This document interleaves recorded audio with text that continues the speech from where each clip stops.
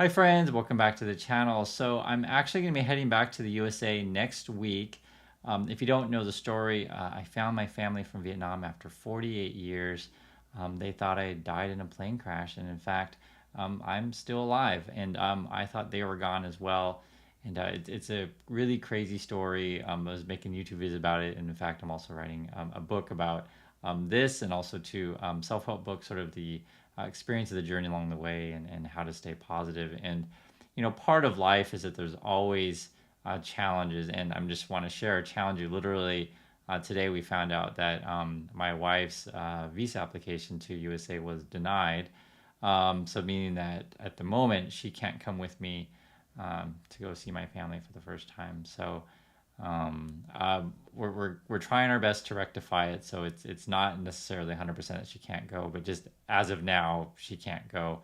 If you don't know, she has a Korean passport. I have a U.S. passport, and for those of you who ever have had a international marriage slash relationship, you only understand these kind of things. It's a lot of stress, and it's upsetting. I don't know how to say it. Obviously my family in USA wants to meet my wife very much. I want to meet my family very much, and just it's something that I can't stress enough, and especially for people out there who are a little bit cold and callous on these kind of things, is my opinion, and I don't think it's a crazy opinion to have, is that people who are our family have a right to be together, see each other, and love each other. How else to say it? It's frustrating, but I completely get. We got to have laws in place. I totally get it. I totally get it. It's just frustrating when we're trying to do things the right way. The thing that happened was, if you don't know, so we had my wife's a green card application in USA. We basically, it's kind of a complicated thing how these work. So we had her card, and then actually we ended up canceling her green card, and then because we decided to live in Korea. And one of the things that is going on is that just how it is, immigration is like really slow. So her cancellation is still in process, even though as of now, her green card actually has expired essentially. So we applied for a visa after her green card has expired, and then we just found out that you can't go through the computer system. So it's called the ESTA. It's just like if you come from, say, a country like Korea and you want to go to USA, you can be a tourist for like 90 days, and usually this computers will process it. But in our situation, the computer probably thinks that, like, wait, you got an expired green card. Why are you applying for this thing, right? Kind of stuff. And just wanted to tell you this: the U.S. system is just really the computer system is really outdated. For those of you guys who know, I laugh at this. It's like it's really frustrating. If you'd ever have been to Korea and have to deal with the government here in Korea, you'd be shocked like how fast things are. Like the DMV, you can be in and out in, like, for example, like 20 minutes kind of thing. Where in USA you go to the DMV and it's like 2 hours. And for those of you who've been to the DMV, I'm sure you know what I'm talking about. I'm making stuff up, and for example, when we need to get proof of, like, birth certificate or marriage certificate, these kind of things in Korea, they have kiosks. Like, you go to like a machine and you just put in your numbers and they got it all right there, and they just print out a birth certificate or a marriage certificate. Or you want to get a university certification thing, you go to university, go to the kiosk, push the numbers in, and they just give it to you. In USA, everything's much slower. It's a different system. Everything's different. I'm just telling you, like, things are different here, and we're hoping to rectify this. So basically, what we had to do is you first apply for a different type of visa now. So if you ever had this problem, you get the ESTA. It didn't work for us, so now we have to go for the B visa, which is essentially like business or tourist. It's just a different thing, and you have to go in for an interview actually.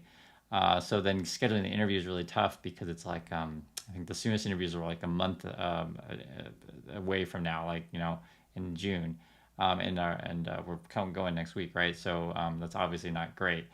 So then what you do is, after you apply to try to get this visa process going, then you can apply for essentially more expedited situation, and then literally you type to the embassy your story of like why you need to get an appointment early. And if you've ever been to the consulate slash embassy when you're abroad as a U.S. citizen, I'm telling you, you meet all kinds of people of all kinds of crazy situations of why they have to get their visa service expedited and stuff like that. And anyone who's ever had this problem, you'll know. And I'm just sharing with you guys one of the things that, and for those Americans, and you'll know this if you've been abroad. I think every American has had experience in one way or the other if you've been abroad. when you ever go to the consulate and you see just pretty frank, the USA flag, flying high, it gives you a little bit of sense of pride, and being honest. And that they're there to help U.S. citizens, and hopefully help you. I mean, that's the whole idea of it, because you're literally in another country. And so I hope they can help us, and to get this thing solved. We're not like criminals or anything like that. I just want to introduce my wife to my family that I've never met and that she's never met.